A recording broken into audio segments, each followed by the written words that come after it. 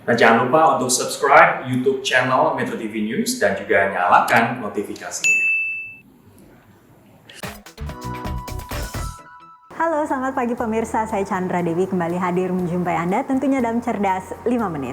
Pagi ini kita akan membahas bagaimana memanfaatkan uang diam atau uang nganggur agar lebih bermanfaat di kemudian hari. Bagaimana caranya? Bersama saya telah terhubung bersama Bapak William Sutrisno, Head of Partnership Business dari Manulife Indonesia. Selamat pagi Pak William. Pagi Chandra. Pak William, ini kita kalau berbicara mengenai uang diam atau uang nganggur, itu kategorinya yang seperti apa ya? Bisa dijelaskan? Oke, jadi uang diam itu adalah uang yang kita punya tapi tidak menghasilkan investasi dan juga tidak terpakai. Mungkin banyak orang berpikir dengan kita, yuk kita tabung uang kita ke bank, terus dia diam aja di tabungan menghasilkan bunga yang sangat-sangat minimal, itu kita anggap adalah sudah menabung. Tapi kita harus hati-hati karena sebenarnya uang di tabungan itu bisa menghasilkan loh. Banyak caranya. Kita bisa masukkan ke deposito, dia akan menghasilkan bunga yang jauh lebih tinggi daripada uang yang diam di tabungan. Atau bahkan kita bisa belikan juga saham, bisa belikan juga investasi, mutual fund, bahkan dipakai juga untuk proteksi.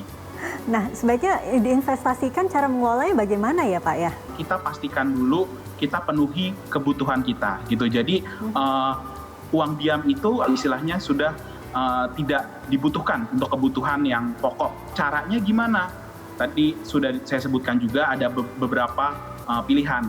Misalnya kita tentukan dulu mau berapa porsi untuk proteksi atau berapa porsi untuk investasi. Nah, untuk investasi sendiri ada banyak pilihannya, mulai dari deposito atau beli saham atau bahkan juga untuk modal usaha gitu. Nah, untuk proteksi sudah jelas juga itu beli asuransi gitu. Nah, tapi kan terkadang barangkali ada pemirsa kita juga yang mengatakan, sebaiknya uang diam ini kadang-kadang boleh dong untuk kita berbelanja keinginan kita begitu ya Pak ya. Nah, bisa diberikan tips bagaimana kiranya cara membagi dana yang kita ada ini, uang nganggur ini, supaya paling tidak untuk bisa memenuhi keinginan namun juga investasi kita tetap jalan, bagaimana? Saya rasa wajar kalau kita punya uang diam atau uang lebih yang ada di tabungan, pasti pertama kali yang terpikir adalah menggunakan untuk sesuatu yang kita senang gitu kan. Dan terkadang biasanya ketika ngomong untuk yang menyenangkan itu bentuknya bukan kebutuhan tapi keinginan. Saran saya sih dari awal kita sudah lakukan planning. Jadi dari awal kita sudah sisihkan, misalnya 20% kita akan pakai untuk memenuhi keinginan kita gitu kan, pakai itu traveling lah atau membeli hal-hal yang kecil gitu kan. Nah, jadi dengan adanya planning yang tepat, kita biasanya tidak menggunakan lebih dari yang istilahnya udah disiapkan gitu, Chandra.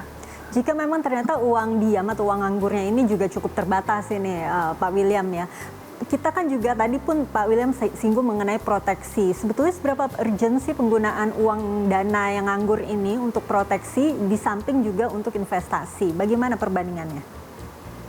Oke, jadi memang sangat tergantung dengan situasi atau keadaan orang tersebut. Situasi ekonomi, apakah dia sudah berkeluarga, apakah dia punya tanggungan, apakah dia punya hutang gitu kan.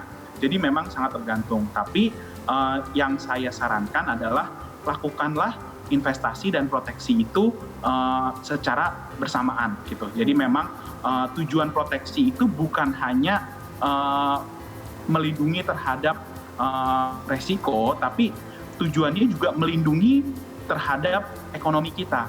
Karena kenapa? Misalnya kita jatuh sakit, kalau kita tidak punya asuransi atau tidak punya proteksi, yang terjadi adalah apa?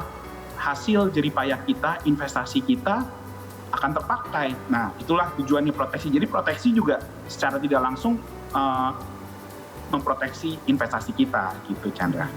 Baiklah Pak William, terima kasih banyak ya Pak atas informasi dan juga waktunya ini Pak. Terima kasih. Terima kasih Chandra. Pemirsa, demikianlah Cerdas 5 Menit, Cerdas Finansial untuk episode kali ini. Saya Chandra Dewi, terima kasih dan sampai jumpa.